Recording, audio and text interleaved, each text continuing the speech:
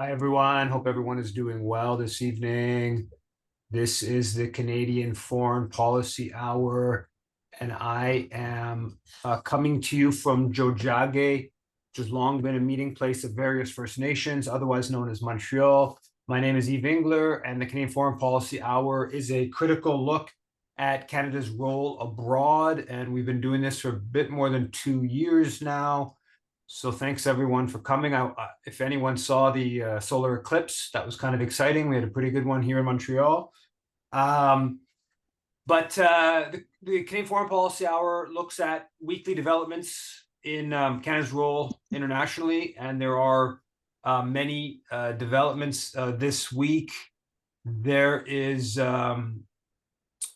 the Canadian-backed usurper government of Dina Boluarte in Peru after the Canadian-backed coup about 18 months ago. She's in a big scandal over Rolex watches and getting paid these Rolex watches and corruption. And apparently her approval is down to 9%, her approval rating, which is considered one of the lowest in the world. And we worked hard to shore up her government as it killed 60 people, mostly indigenous, in the weeks right after the coup against Pedro Castillo. I'm sure we're not going to hear anything from Canadian officials. If she ends up falling, they'll just move on and the media won't mention it.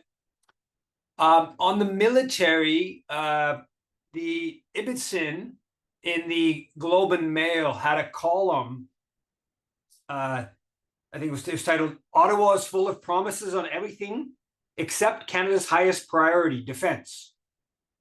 And he says, everyone wants meals for school children who need them, in reference to new funding for meals in schools. But defense should be the highest priority. I thought this was impressive to have, like, contrast kids who don't have enough food and getting meal programs, and then saying we need to put more money into the military. The fact that he was so blunt about that, not, usually you just sort of avoid that. You just say put more money in the military, but don't contrast it literally with like meals for hungry children. Anyways, but he was prepared to go there and frame it like that, and that speaks to just this ethos of we have to increase military spending. And today, I haven't had a chance to get deep into it, but the government released its defense review, and they have announced that the military's budget is going to go from about 30 billion right now to 50 billion by the end of the decade. They announced a new fleet of early warning aircraft, helicopters, a whole bunch more missiles, and to ramp up Canada's missile production. And the U.S. ambassador immediately put out a statement celebrating this ramping up of military spending. Apparently, they were consulted in advance. The head of NATO was also consulted in advance. The plan is not to get to 2% of GDP for NATO, military spending, the NATO target, but 1.71, I think is what they said. And it's got the sign off. Now, of course, the U.S. ambassador getting briefed on this and putting out a statement right away, and all of the stories talking about how the U.S. has been pressuring Canada to increase military spending, and then how much of the added military spending that's been announced in recent months goes to U.S. military companies. All that stuff that has nothing to do with foreign interference. That's just the way of the world. It has nothing to do with it. We wouldn't need to inquire about that at an inquiry about foreign interference. So there's it seems there'll be more stories in the next little bit, but it seems the Canadian government's announced quite a significant increase in military spending in its defense policy review. Reportedly, the Canadian government is currently trying to pass legislation that would exempt privately developed AI technology under the direction and control of the Department of National Defense from regulation and oversight. I don't know much more about this than that. It was Tim McSorley posted this on Twitter. but apparently they're trying to exempt AI technology that is for military use from some of the conditions they're bringing in. Not surprising, but of course troubling. The Zelensky, there's more and more stories about how they're losing territory, and it's not looking good. They're spending huge amounts of resources on building a defensive line, and he's decreased, I guess, the draft age down to 25. I think it was at 27. So they're really pushing, getting more men into the military. The Republican Graham, I'm forgetting his first name now, the Republican senator, former head of the House.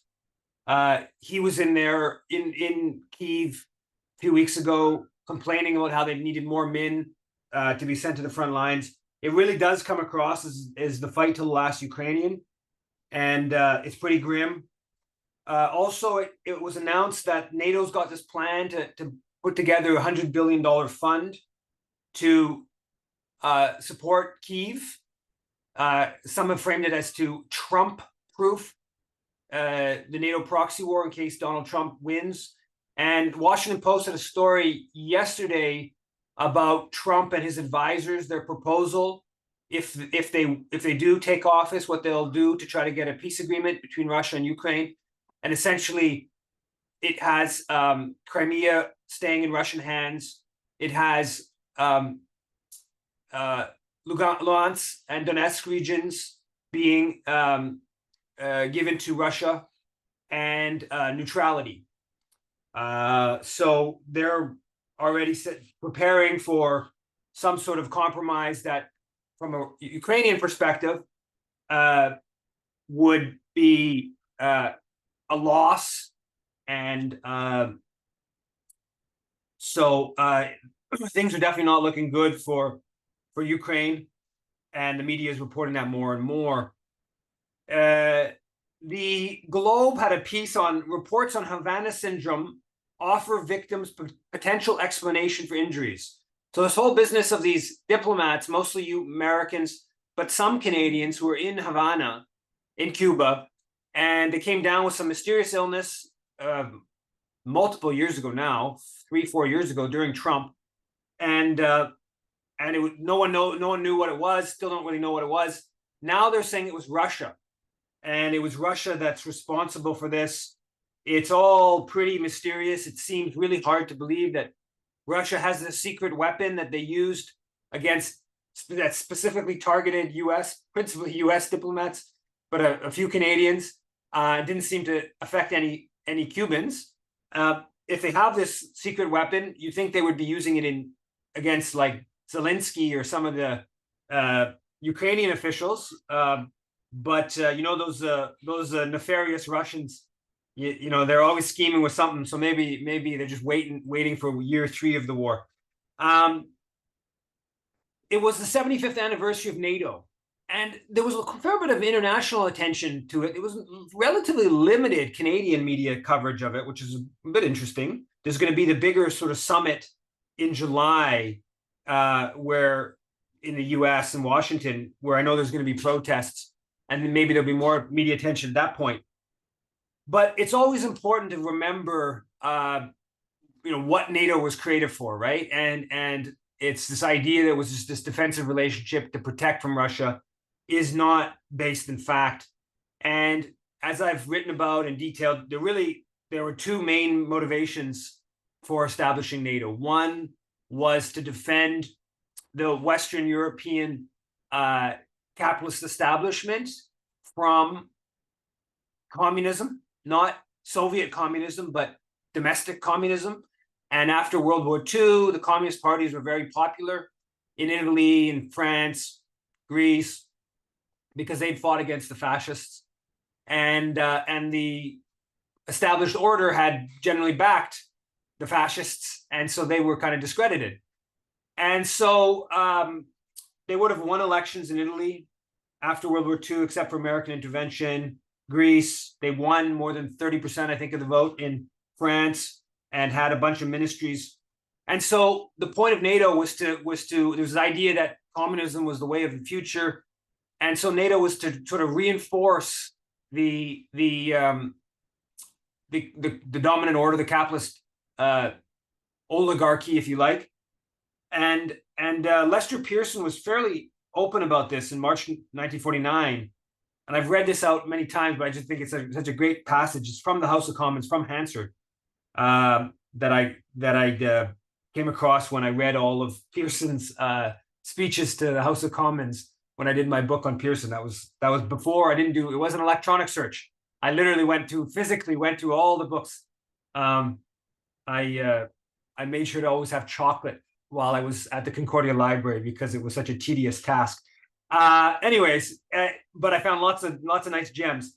And he was in March 1949, he told the House of Commons, quote, "The power of the communists, wherever that power flourishes, depends upon their ability to suppress and destroy the free institutions that stand against them.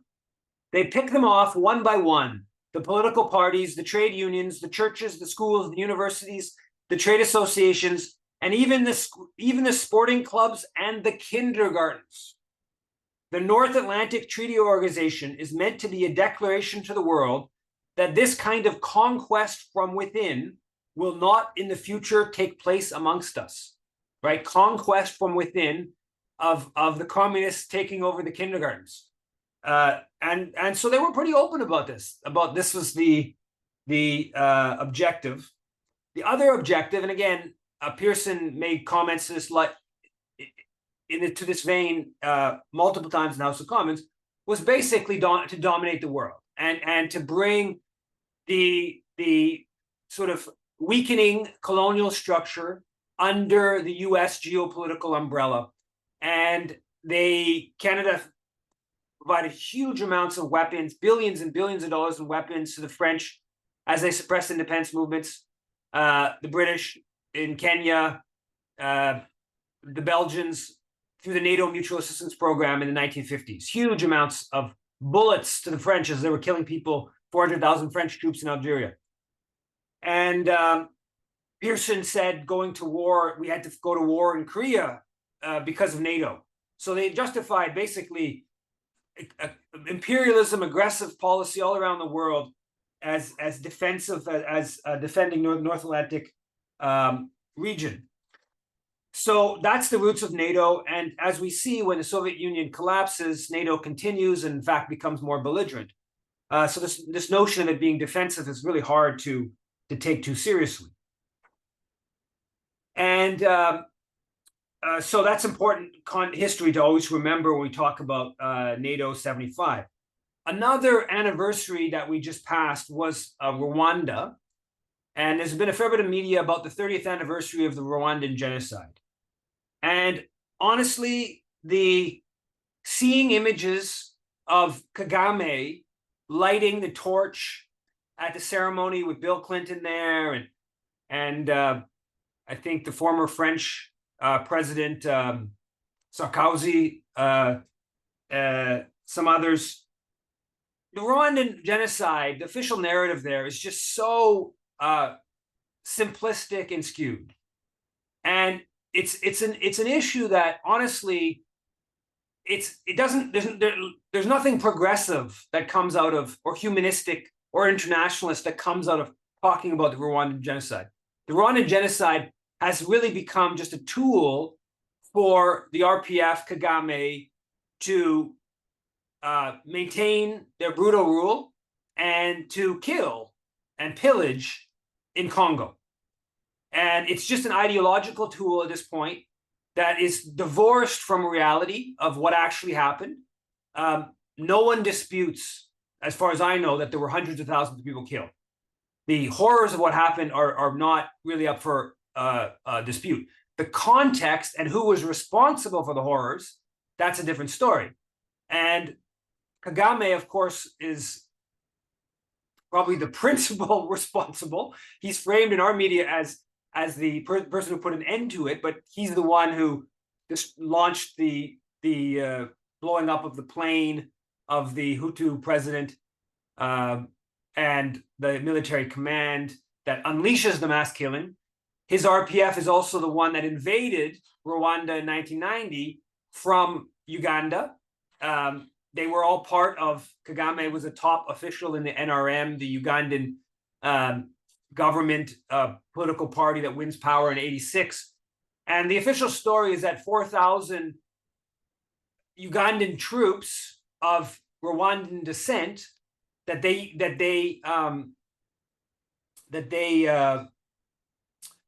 flee. Is about not the word I'm. They leave the military overnight and invade Rwanda. And in fact, of course, it was a Ugandan-backed invasion of its much smaller neighbor, led by people like Kagame, who were from the monarchy, right? The monarchy, what the distinction between Tutsi and Hutu is basically who has more wealth. Tutsi were wealthy. They were the monarchy. With the independence movement, the Tutsi monarchy got ousted. And this is not, this business about it's just being the Belgians that created this divide between Tutsi and Hutu is not correct.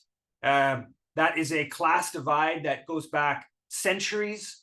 And in fact, the kingdom in the region was very big. It was like 10 million people going back hundreds of years, 10 million people speaking the same language, very advanced hierarchical civilization. And basically the people like Kagame who were, they had a legitimate beef. They were driven from their home and they grew up in Uganda, but they were basically wanted to reinsert the Tutsi monarchy effectively. And the other part of and they invaded, and when invaded in 1990, they displaced like 10% of the country. It was very violent, very, horrible. And there was a war going on, and they were continuing to get backing of Uganda, and Romeo Dallaire supported that when he was the head of the UN military mission. And then in Burundi, which has a similar ethnic divide as Rwanda, there was a first elected government, Hutu government, and Hutu make up 90% of the country, so there's going to be proper elections. And the Tutsi military ousted the elected government, a couple 100,000 killed, totally destabilized Burundi, and of course fled. Many fled. Hutu fled into Rwanda. That further destabilized the country. And then Kagame shoots down the plane, as it's been reported on the front page of the Globe Mail, with RPGs from the Ugandan military. They've traced the actual weapons, and then that unleashes mass killing. And the idea, there was never anyone found culpable at the UN tribunal, which was basically designed to persecute Hutus. They never found anybody guilty of the crime of planning the genocide, right? And so the whole question of, we talk about what's going on, like the rhetoric of what from the Israeli officials, their genocidal rhetoric is infinitely greater, infinitely more clear-cut than anything that came out of Rwanda. And so no doubt there was lots and lots of anti-Tutsi sentiment and stoked, but this was more in the context of a breakdown of social order.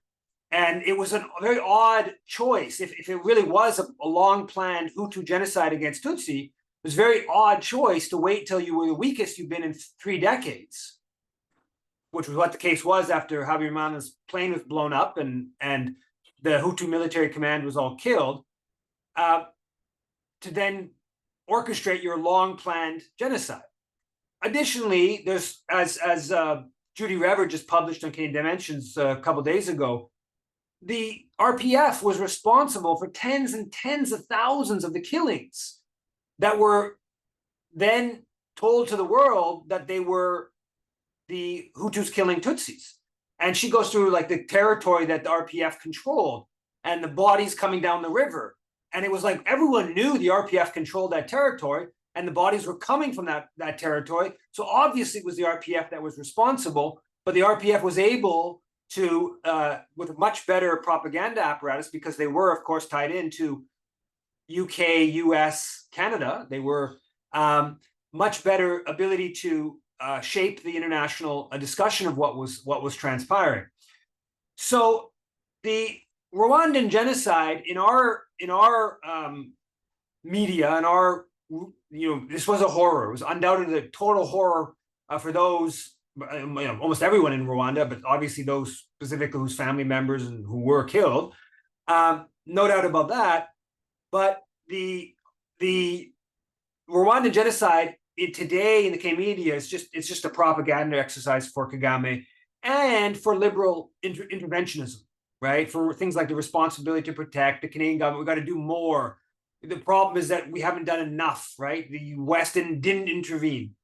And there's all kinds of elements of it that are just like, they're just silliness, like the propaganda of it. Like when they talk about 800,000 Tutsi killed, there weren't 800,000 Tutsis in Rwanda. Like there wasn't, it was less than 10, the Tutsi were less than 10% of the population of 8 million. So there weren't 800,000 Tutsis in the country. It's not, in the last census, the 91 census, it's like they put it about 550,000, I think is the number. Some people say maybe it was a bit more than that. There was a little undercount. But then after the genocide, there was, according to the survivors group, there was about 500,000 Tutsi. There's been slightly varying numbers there, but somewhere between 300,000, 500,000. So it's numerically impossible, the claims. And sometimes they'll even say 1 million Tutsi. Now, then sometimes they'll say, well, there was like 800,000 of Tutsi and Hutu moderates. So because they want to kind of, they hedge a little bit on this. So some of the number stuff is just kind of nonsense. One of the ones I came across on the numbers stuff and this, which is just what got me really kind of startled by it all, was back in like 2007. It was an Economist article where they talked about the Rwandan genocide. They used the 800,000 number, and then they said, this was literally all in the same paragraph, started the article, and then they said the Rwandans had to intervene in Congo because the genocidaire had fled into the Congo, and then that justified Rwanda's intervention, multiple interventions to Congo. But in this paragraph, they also quoted the number of Congolese killed, which was like 3.5 million. That was a widely put forward number at the time. I don't know if that's true. I think undoubtedly millions of people been killed in the Congo. Now, so they were saying that 800,000 number justified Rwanda's invasion of the Congo, but that led to like 5 times the number of Congolese killed. And it was like all in the same paragraph. And I'm like, I mean, come on here. Like, why are Rwandan numbers, like, why is a Rwandan killed more important than a Congolese killed? But anyway, so a lot of this stuff, when you just got to get into it, it doesn't make any sense even on its face. But it is just, it's dominant. If you were to question the Rwandan genocide, if you were to say that Kagame, the savior in our media, is actually the principal perpetrator, which is I don't really see how you argue with that, but it's just totally outside of bounds. And Canada has been right at the center of this process in creating the ideology, the mythology around the Rwandan genocide. It was Canadians actually who wrote, the Gerald Kaplan and Stephen Lewis, who wrote that the report on the Rwandan genocide for the African Union. And Gerald Kaplan talks about how he did most of the writing for this report back in Toronto. And so there's lots around the Rwanda question that is pretty stunning. On China, the Globe published business section, a big long story on the front page titled "Opacity Around Chinese Investment in Minerals." I think I may have missed a word there, but basically it's a long article about the battle within the mining industry. I've brought this up in previous sessions. It is really important point. This battle going on, the pushback within the mining sector in Canada over restrictions on business with China. And it talks about how a so-called Canadian company that the Canadian government has blocked the minerals of Argentina being purchased by China because it's under their security review. And then there's more recent example talked about Canadian company with operations in Guinea. And again, the Canadian government's blocking Chinese companies to get a minority stake in minerals that aren't in Canada, that are in Guinea. And I think there's another example we talk about in Chile of this dynamic. And also talk about the worry in the mining sector that the mining companies are not going to list, not going to be set up head offices or list on Canadian stock exchanges because of these national security restrictions that are undercutting their ability to do business with China. This week in the media is just full, particularly the Globe and Mail, but the National Post as well, full of stories about the foreign interference inquiry, the public inquiry into foreign interference, I think is the official title. And they really, the interference crowd is really feeling bold and confident. One posted, conservators were right about Trudeau's skiing buddy, David Johnston, all along. His sole purpose as special rapporteur was to protect Trudeau. And they're claiming that the revelations that are coming out are just exposing the fact that China was heavily involved in getting liberals elected, this and that. It's been picked up by the New York Times, 2 different stories in the New York Times. Canadian lawmaker testifies China helped get him voters, which is absolutely not true. That's not, Han Dong did not say that. There's a whole business about Han Dong, the Liberal MP that's now an independent, and he's considered to have been the Chinese really helped to get him elected. And so there's some details that have come out about this bus. Apparently a bus brought some international students from a school that was principally or almost entirely Chinese Chinese international students in the Toronto area, and they bussed them in to the Liberal riding nomination election.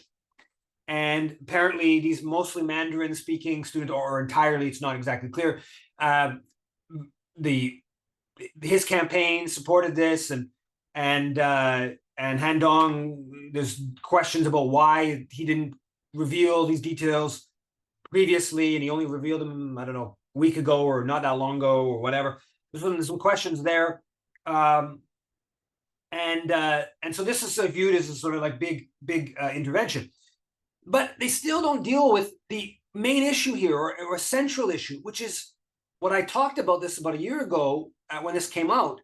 And this Chinese Canadian, very hostile to China, got an association with MacDonald Laurier Institute, I believe. I forget her name, but she posted on Twitter about this back a year ago. And she said basically the person Han Dong was competing against had the same outlook on China as he did. Another person from Mandarin-speaking person from Chinese Canadian community that was kind of, by the establishment's perspective, pro-China, right? That's what they say Han Dong is. I think it's probably more, he's not into demonizing China, but we can leave that aside. So why would it matter particularly the Chinese, why would the Chinese government, the consulate, get heavily involved if it was an either candidate was going to be relatively similar in their outlook towards China? It doesn't make sense. And the fact that the media has never brought that angle up is because, if his opponent would have been a hard line, China is committing genocide against Uyghurs and China is suppressing Hong Kong protesters and all this kind of stuff. If they would have been that, then the media obviously would have talked about, we've heard endlessly about how the Chinese consulate was supporting Han Dong because his opponent was da-da-da-da-da. But they have never talked about that, though they've talked about Han Dong endlessly, because that angle doesn't reinforce their argument. And I think that's a very important part. Now, the idea that the Han Dong mobilized Chinese students to get elected as a to win a liberal riding nomination. I totally believe this. Like, if anyone knows the history of these kind of dynamics, all kinds of stories of like mobilizing different ethnic communities for riding association votes, the whole process. I think people are right. It can be a really dubious process. It's really who can get 200 people into a high school gym for a couple hours, right? That's how it becomes these nomination races.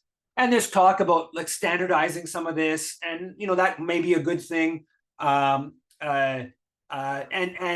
it's also, I think, totally fair to say that there's a lot of ridings where it's not really about the general election, it's about the nomination, and so these like kind of elections in high school gyms are more important, and so they are an avenue to intervene. And so I think there's interesting discussions, or could be interesting discussions about cleaning some of that up and standardizing that and all that kind of stuff. But that's not what we're really doing here. This is about something else. And the front page of the Globe was pretty clear about what this other thing was. I think it was on Tuesday or Wednesday. It said MP's goodwill trip to China, while in spotlight of foreign meddling probe, leaves critics dumbfounded. And so basically, there's a bunch of MPs that are in China, part of probably some long planned trip, probably mostly around business, but other elements to it. And they're saying, how dare they go to China while we're in a national panic about Chinese interference in Canada. And that's what this is all about, right? This is all about breaking up relations with China, and the geopolitical context. I interviewed William Deere that I posted on my YouTube channel on some of this question about the foreign interference hoopla that people can check out if you want. Also, I should say, Aaron O'Toole, in his former conservative leader, he blamed the Chinese for his ouster as conservative leader. So he's saying that because he got two less seats, two less MPs than the previous conservative leader, that led to him being turfed as conservative leader. And he's saying that China's intervention influenced enough votes in a couple of ridings for the conservatives to lose that, and so therefore he lost as leader. That's a pretty significant claim that's being put out there. Shifting to Palestine, Israel blew up, obviously, 7 international aid workers, and one of them was a former Canadian military from here in Quebec, and that got a lot of fair bit of media attention here. The Quebec media covered a lot. Front page of Journal de Montréal, which has been very pro Israel. And I'll get to it in a little bit, but I had this whole conversation with these 2 police officers around Palestine, and they both were aware of this. This was like the only thing they knew about what was going on in Gaza was that a Quebecer had recently killed by Israel. And I think it's a problem for Israel if once Canadian, Montreal police are starting to be opposed to what Israel's doing. The killing, I think that evidence has now come out. It was obviously planned. They blew up 3 different things. They knew where it was in a deconfliction zone. Everything. This was obviously Israel knew what they were doing. They're trying to throw under the bus some lower level people and say, it wasn't okayed all the way up the chain. That's possible, unlikely. I suggested something. I brought it up with my father, and I brought it up in a Sputnik radio interview, and people they kind of questioned whether I was sane.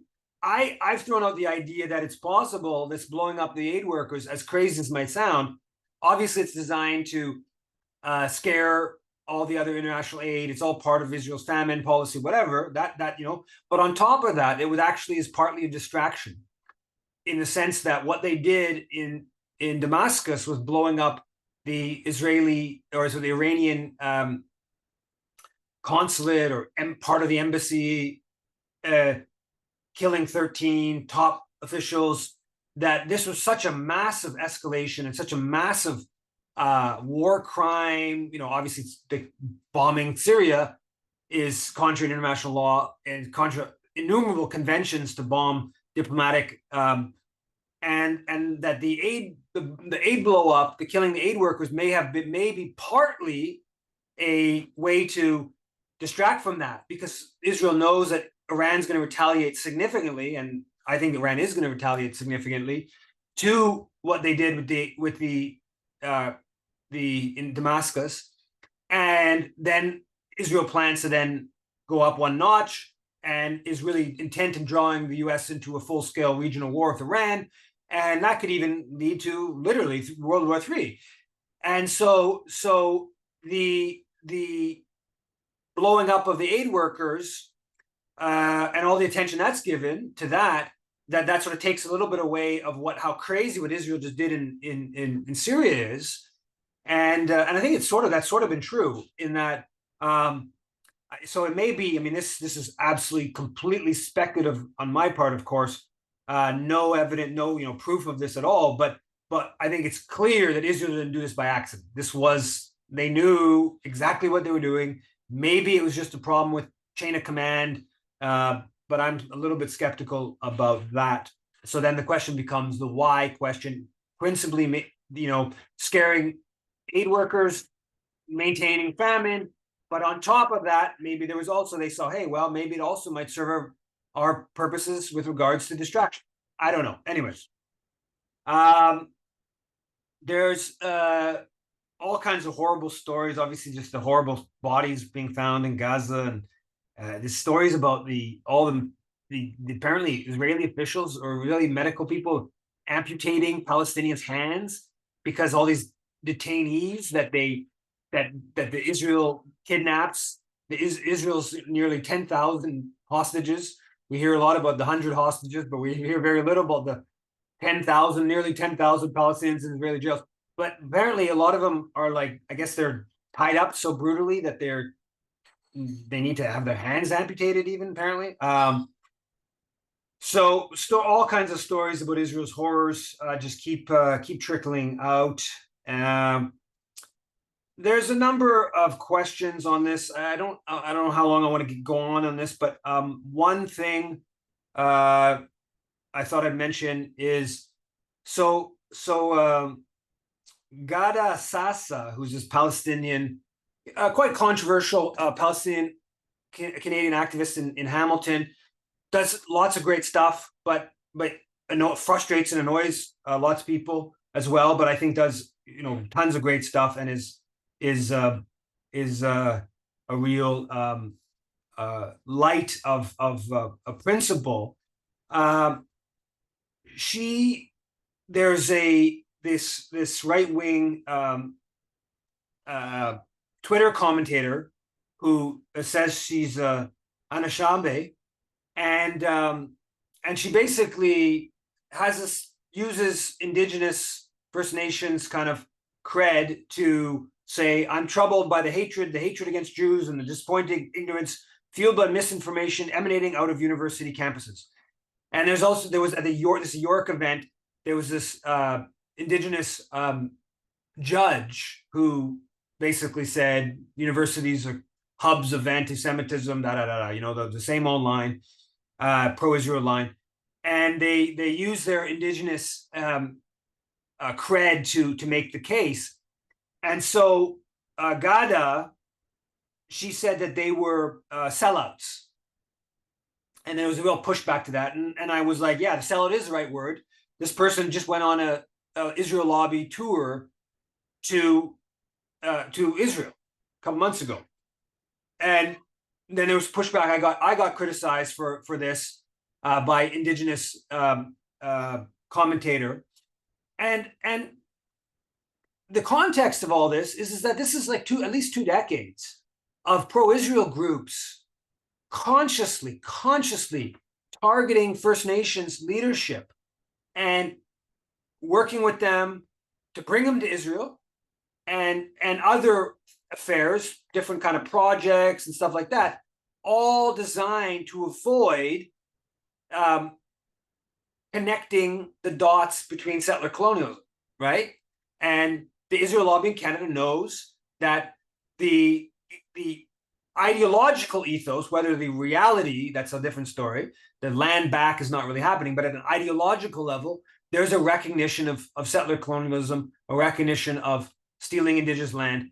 And the Israel lobby is petrified of that framing being applied to Israel. And obviously, if all of Canadian Indigenous leadership was making that connection, that would be a big problem for the Israel lobby.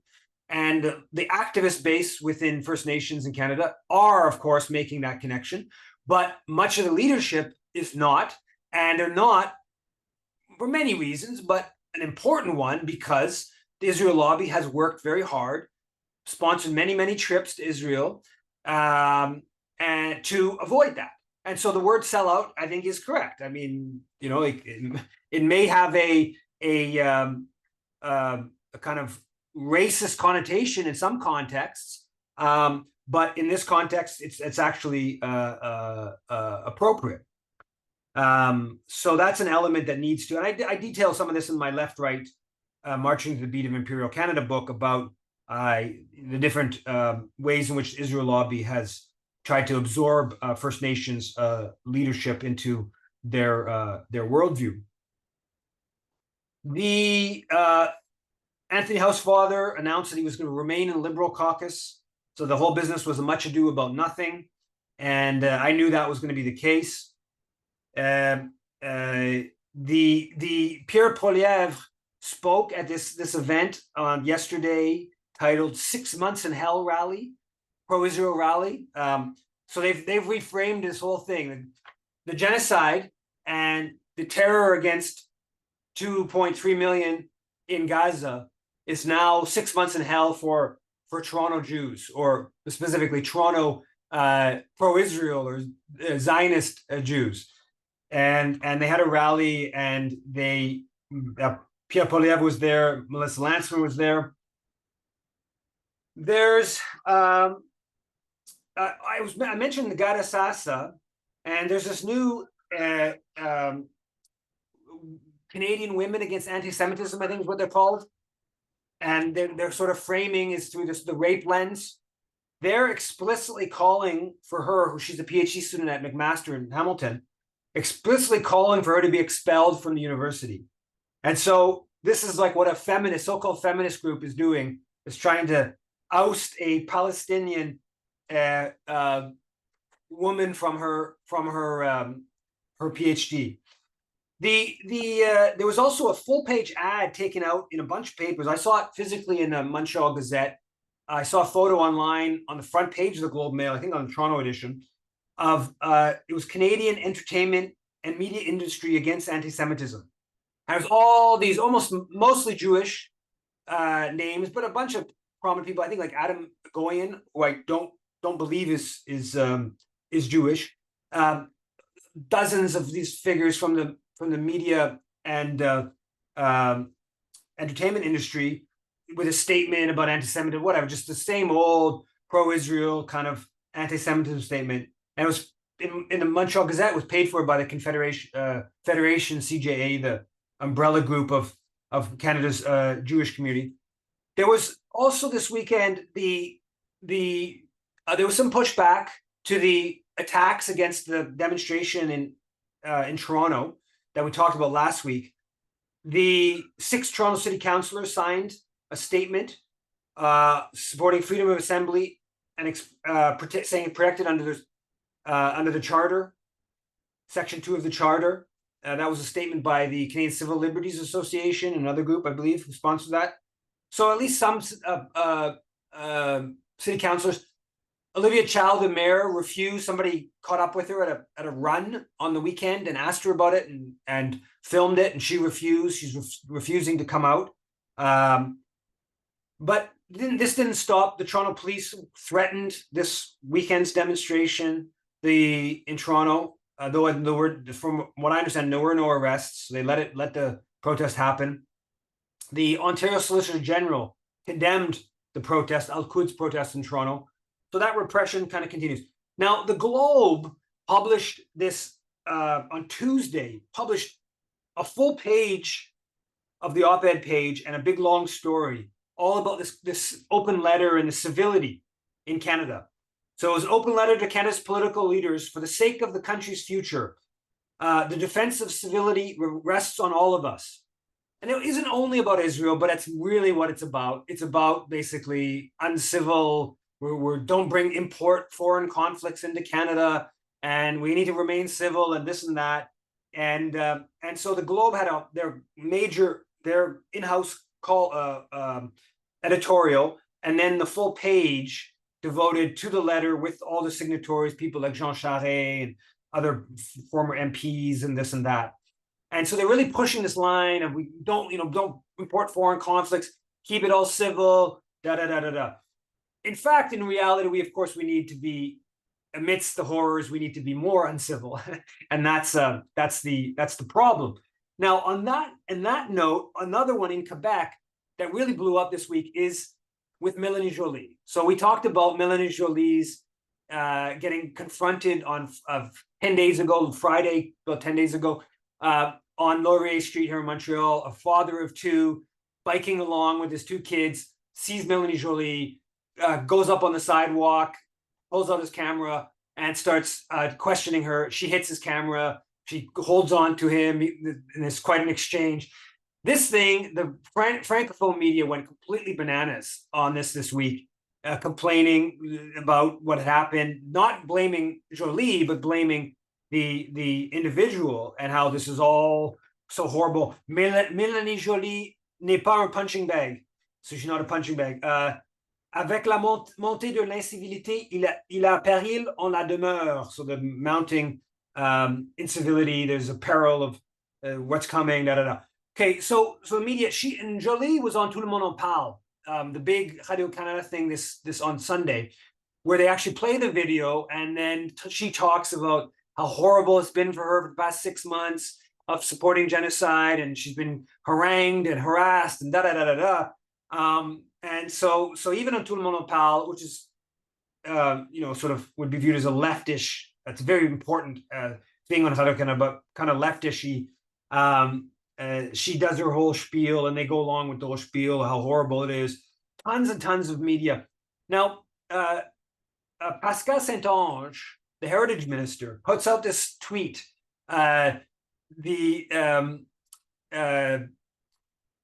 saying how horrible what happened to Melanie Joly was, and all our solidarity, and this whole thing is there's a right time and a wrong time to ask politicians.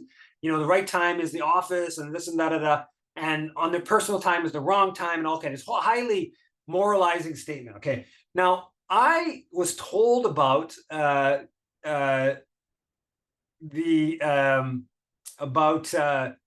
Pascal Saint-Onge doing this press conference a few blocks from where I live at this public housing project. I was told about like 20 minutes before, and I got there a little bit late, and I sat down in the press conference, and somebody recognized me. He asked my name. I tell my name, and then he clearly recognized me. Start the process, and they asked me what I'm going to ask my question about. And I say, well, is it about how public housing? But no, it's not about public housing. They, we can't ask, can't. That's not the place for. It's not the place for it. Now, she wasn't. When I was in the press conference, she was out doing a visit of one of the social housing units, and there's a TVA cameraman waiting for her to come back, I guess, to finish off the press conference. So I get there, then Pascal Saint-Onge's flack comes over, says, no, you got to leave. And I'm like, no, I'm not leaving. And then I'm like waiting there 5-10 minutes. And then they say, they go over to the TVA cameraman and say, it's canceled. So they cancel the press conference because I'm there and I won't leave. And I plan to ask a question about another issue where they probably knew it was going to be about Palestine. So then I leave and I try to, somebody else who was with me, who knows he's not in the room. He's finds where Pascal Saint-Onge is in the public housing project. And so I go over there. The flag tries to block me from getting into this unit. There's like 6 or 8 apartments in the unit, but I get in, I buzz somebody else into. in the unit to let me in, to get in and get by him. And then I actually made a mistake. I go upstairs when she was actually on the first floor, which I finally realized. Anyways, she hides. The heritage minister hides in this apartment for almost half an hour. Okay, while I'm out front waiting with her flack in the kind of hallway, and her flack calls the police. Her flack calls the manager of the whole facility, and they ask me to leave the unit. I leave. I go out to the sidewalk right out front, so the minister would have to walk by me to get into a car and leave. And police come and talking with the police. This is what I was talking about. The police, they knew, the only thing they knew was about this Canadian recently killed in Gaza. And then like about a half an hour into this whole affair, again, this is the minister hiding in this unit, just not to deal with the question. They canceled the press conference. Now she's hiding in a unit, not to deal with this question. Then I'm standing on the street, chat with these cops for like 10 minutes outside. There's nothing they can do, really. Like, I mean, it's a public housing project. Technically, it would be kind of private land, but it's literally a place I go play a football, soccer, and bring my kids to for water in the summertime, and there's basketball court and whatever, all these things in there. And so she flees out the back door. Okay, so I'm talking to the cops, and I later realized the cops have like repositioned themselves, so they're kind of blocking me from going in a certain direction. I realized this later on, and when her flack then starts walking away like halfway across like a long parking lot. And I realized what's actually happened is that the manager of the facility, I presumably came in, opened up the back door. She flees out the back door with a flack, and then she's in the car like 100 meters away. And then her flack, who's another flack, Taché, is like walking way across the parking lot. Finally, I read like clue in what's happening, and I go running over, and I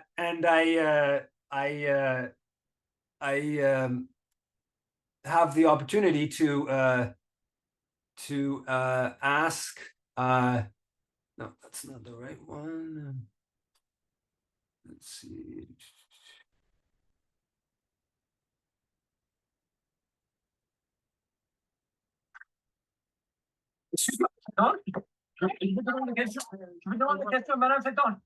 Why don't you criticize the more than 100 journalists who are killed? Why do you criticize more than 100 Palestinian journalists killed? Over 40 different sites, UNESCO sites, and you refuse to say anything about that. You're the heritage minister. You're the heritage minister. Excuse me, Madame Sadon. So I basically, because as a heritage minister, there's all these UNESCO sites that have been destroyed by Israel in Gaza. So I wanted to ask about that. Anyways, this whole thing, like, again, this is like 48 hours, 72 hours after she puts this tweet out about the proper place to ask a politician question. This is literally, a public press conference with an announcement to the media, to citizens, whatever, to attend the press conference. I show up to ask the question. I tell her flack while I'm waiting with her. I tell her flack what my question was going to be, which is more or less what I said there. I missed a couple points as I was running. This was right after running across the parking lot, and she just won't have anything to do with the question. So this business, this moralizing business about challenging Joly on the street and the proper place is just too much. And to see how the old media establishment rallies behind the politician who, quite frankly, who assaulted this man, arguably assaulted this guy, is quite the thing to see, and all this. Now, I've gone on for way too long here. I apologize. Just finish off. There's a Nakba bill in the House of Commons being discussed. People should take a look at the BC Federation of BC Teachers Federation passed a bill around Nakba discussion in schools in BC. There was a good blockade at the Aero DevTech Longueuil, the arms company here in Montreal, on Wednesday or Thursday around their weapons. At the University of Toronto, a very good, the students occupied the office, and they won a meeting with the president of union or president of university. And he apparently today he's going to come out with some response to their demands around divestment. On April 15th, there's a World Beyond Wars talking about escalation for a real arms embargo. So I don't know anything more about that. But the mobilization's big demonstration on Saturday here or Sunday here, I think it was quite big in Toronto as well. I assume the same thing in other cities. The popular uprising continues, and I have made Laura a co-host, I believe. And yeah, these, yeah. I have a question. I was just wondering, are either the NDP or Greens coming out against this big increase in military spending? I mean, it just seems like such a travesty. Tamara sent this out on World Beyond War, and it's a nightmare. And when people are justifying or saying we need even more military spending, I mean, I don't really get what argument you can use given Canada's geographic location and not really having enemies in the world. Like, and why bother anyway? Why bother attacking Canada? So, what? Who's opposing it? Are any of the parties? And I haven't seen like for today on the matter. My guess is that the NDP is not going to oppose it, and it's going to be, if there is any opposition from the Greens, it will be very minimal. That's been their recent position. They're basically on board with more military spending, and they do very little in terms of criticizing that.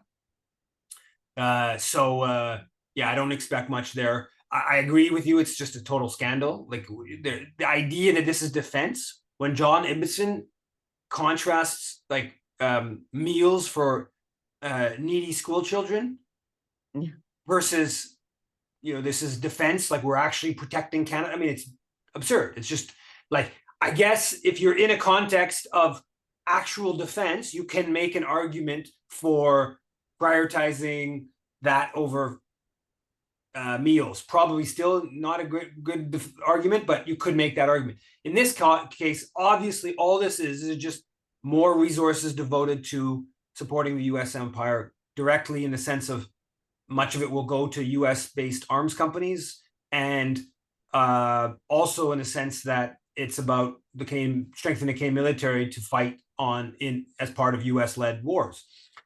So it obviously should be condemned. It should be opposed. It's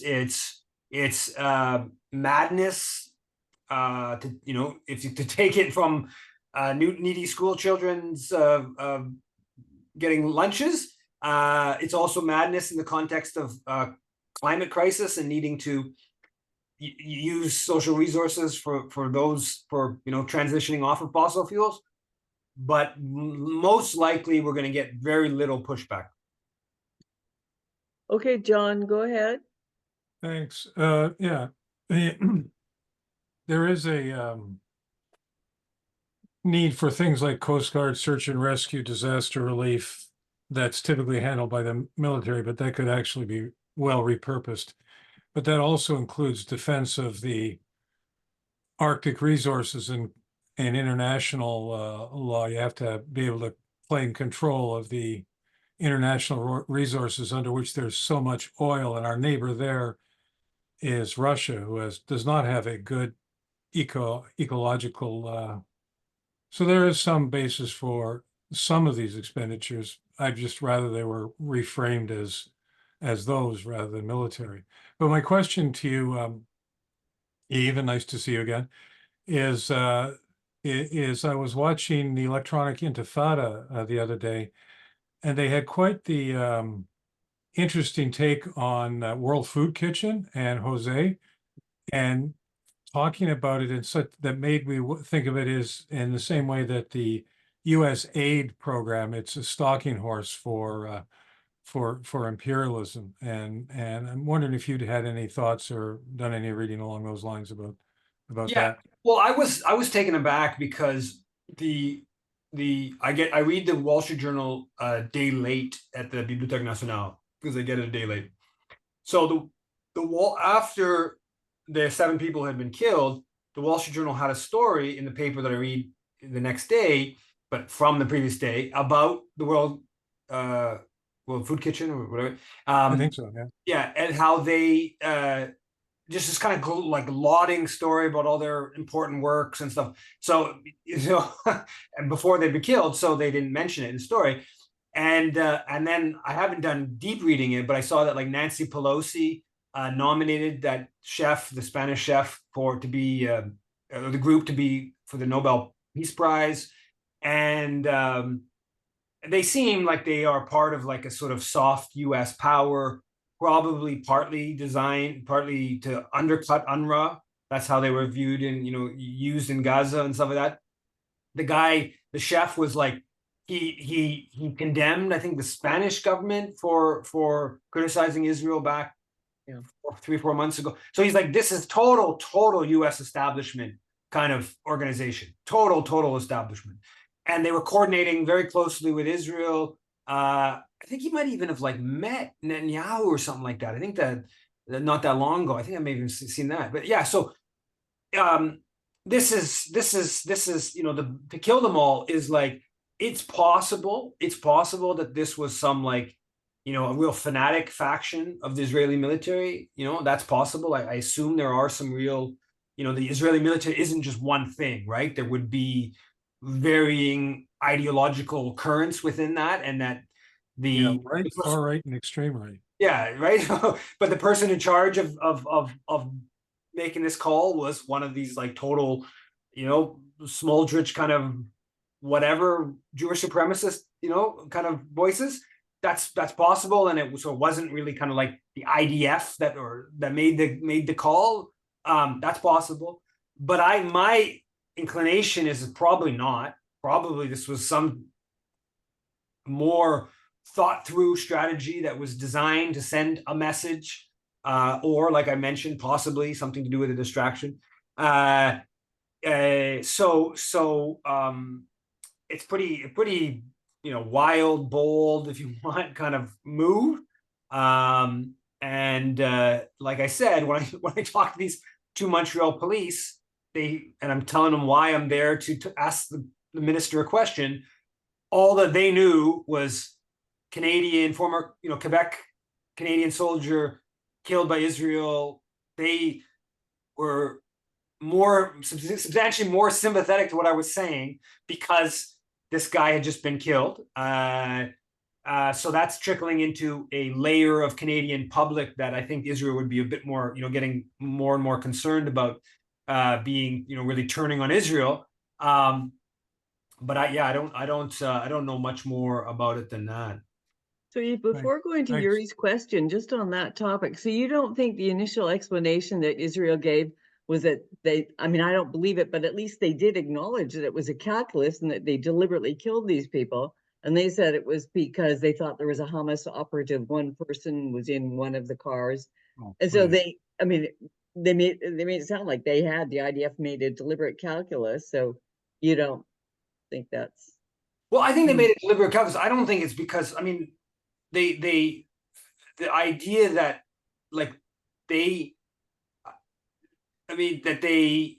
I've seen different claims from the Israeli military saying that it was like nighttime. It was a little bit confusing about exactly what was, who, whatever. That doesn't make sense to me. They apparently shared all the coordinates, and it was, all that kind of stuff. And there's 3 different rocket attacks, right?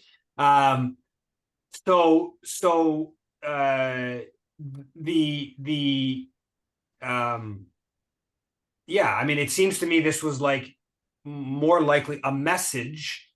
I don't think they would make if there was a Hamas operative in there to blow up 7 international aid workers for one Hamas operative, like that doesn't really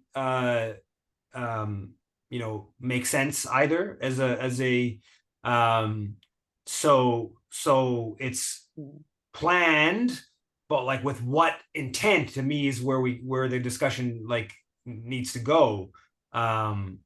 But I think it's an excuse, but I thought it was interesting that they went out that, we did it, even with this horrible excuse, which isn't believable, but still. Anyway, okay, go ahead, Yuri. Okay, very quick, thanks, Laura. And I think very quickly, I think my question, is about Rwanda. I've seen very small reports going on in Canada about how the Congolese Canadian population has actually been protesting against what Rwanda has been doing in Congo. In Britain, there are some small protests. I think a lot of them join forces with the Palestine solidarity protests to try to, network and raise more awareness. And in the US, I know that Friends of the Congo often do very great protests and sit-ins and educations all about Congo.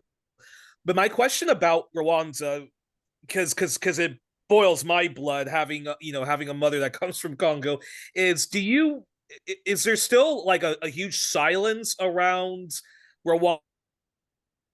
People still afraid to speak out that Paul Kagame is the real genocidaire of it, and do you find that there are still people who come from Rwanda and still recycle that nonsense, and then bizarrely, like when you talk to people about Israel Palestine, the Israeli apologists will always say, well, the Jews have been persecuted for centuries, ergo we deserve to have the land of Israel. Do you see that dynamic also with people from Rwanda who recycle the propaganda about Paul Kagame? Because I've had incidents of of people where they say, oh yeah, it's terrible what's going on in Congo, but you know what, Paul Kagame did save like Rwanda, and ergo if he needs to attack non-existent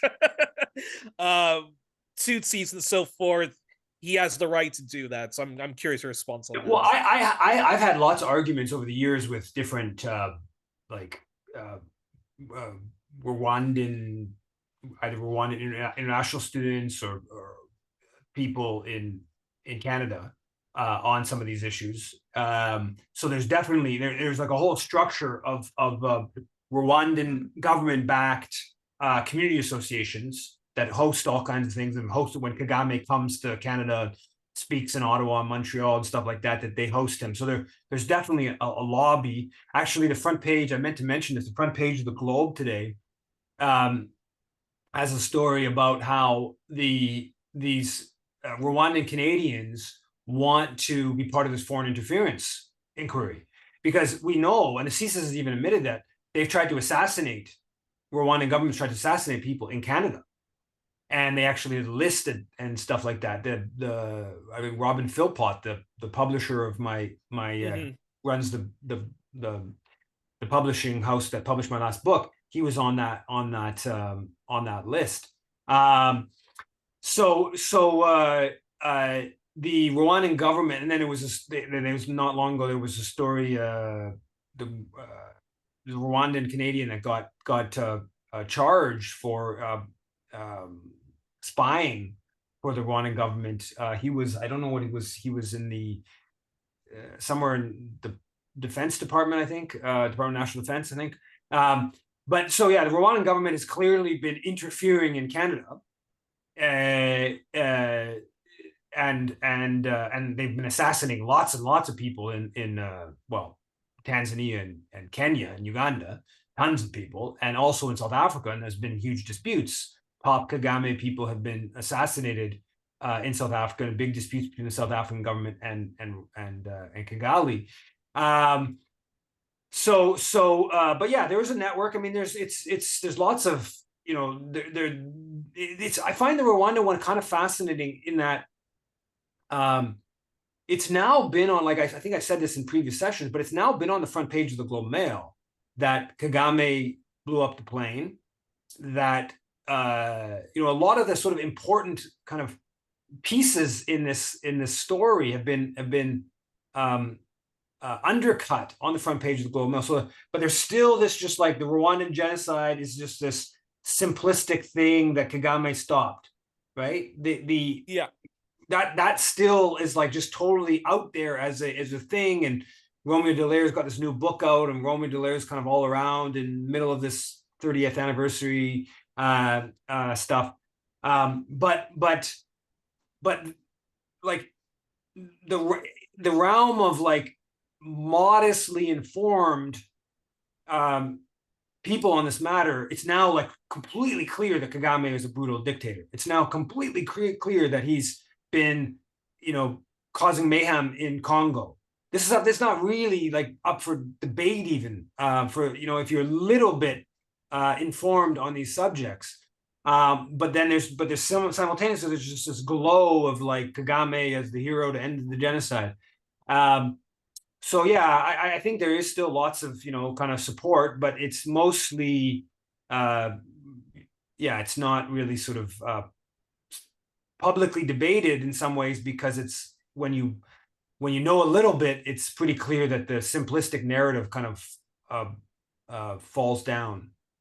Okay, and now we have a final question from Wolf. Go ahead, Wolf. Okay, so this is in relation to the Israeli blowing up that the thing we were just talking about, the World Kitchen and the three. So there's a kind of another story or a version, and so there's 2 or 3 parts to it. First of all, that Netanyahu and Israel wanted a group like the World Soup Kitchen to replace UNRWA. They don't want UNRWA around. And one thing that they cite is the fact that they were the only NGO allowed to come in by sea. They were bringing the food in by sea and helped by Israel. So this is one line of the story. The other line is that that the blowing up was just nothing to do with World Soup Kitchen or anything. It's just part of the pattern that the Israel shoots first and asks questions later. And so in the media generally, like this is the mainstream media, people have raised the question and say lots of people have been shot, like all kinds of NGO, like from other NGOs have been shot. But this is a situation where these were Americans and non-Palestinians, and so that was raised as an example. That's one example, but the other is where they shot the hostages. The Israeli troops shot the hostages. Again, this is part of the pattern of shoot first, ask questions later. So in other words, it wasn't. It was part of a pattern, but a similar pattern, but nothing to do with the fact that it was that particular NGO. And the third thing is that in an interview, very long interview, that the head chef, the guy who started it and runs the operation, he was very, very critical of Israel. And in fact, in that interview, he compared Israel to Russia versus Ukraine. So, oh yeah, to say that he initially was very strong when this all happened, October the 7th. He was very strong about Israel had the right to be very pro-Israel. And in fact, he was feeding Israeli, in Israel, he had soup kitchens set up in Israel to help to feed all the people right after October the 7th. So obviously, what it seems that this attack has turned him around completely. So anyway, that's kind of the version that I've been getting. Yeah, and that may be that's probably a more plausible thing than there's a distraction. It's just Israel they just kill and then, oh well, oops, after. I kind of hesitant a little bit to be too confident in that on the grounds that they knew this, like the coordinates of these vehicles, they knew the logo of the World Food Kitchen is on the cars and that, like it seems to me that like they blew up a very particular part of the Iranian embassy in Damascus. They were able to get very precise. And then they launched, 3 missiles, 3 different attacks on some like convoys in Gaza. Would be way easier to get all the, exact location, is way closer, all this and this, right? So, but that is possible. It's just a matter of, they've clearly been doing that. There's no doubt that that's been happening in Gaza, that they just, blow up stuff. Oh, well, oops, we thought there was some dude that we wanted to get and we killed 50 people. Oh, well, that's clearly the modus operandi. Yeah. Eve, I don't know. We're at 14 after. There is one last question by Catherine. Do you want to take it? Go ahead, Catherine, and then try and there. Okay, I'll get you to unmute, Catherine. Sorry. Okay, go ahead, Catherine. Took me a minute to do that.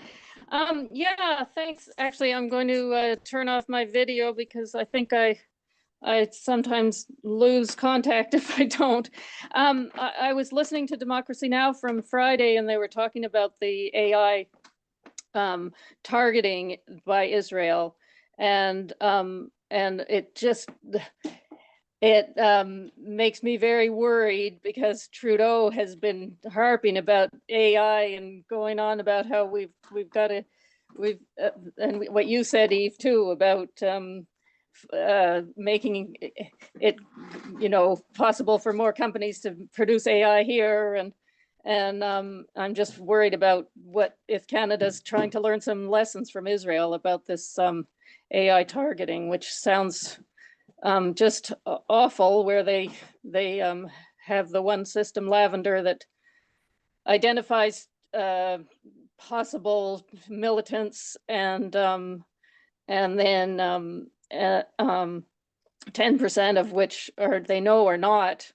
And then the other one is Where's Daddy, I think, where they wait till the target is going into their home so that they can bomb them there, because they find it easier to do that. And even if it's a low level person that they see as a low level target, they don't mind if they kill 15 or 20 people along with them.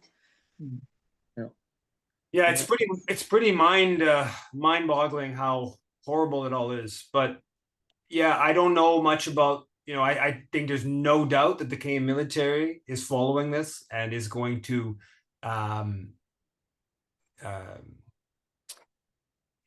learn lessons and probably buy products from Israeli arms companies that are a part of this, but I don't know like more detail than that.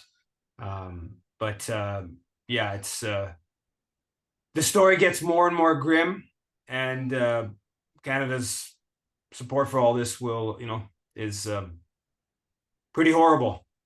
But I think I'll leave it at that. Same place, same time next week. Thanks, Abe. Bye.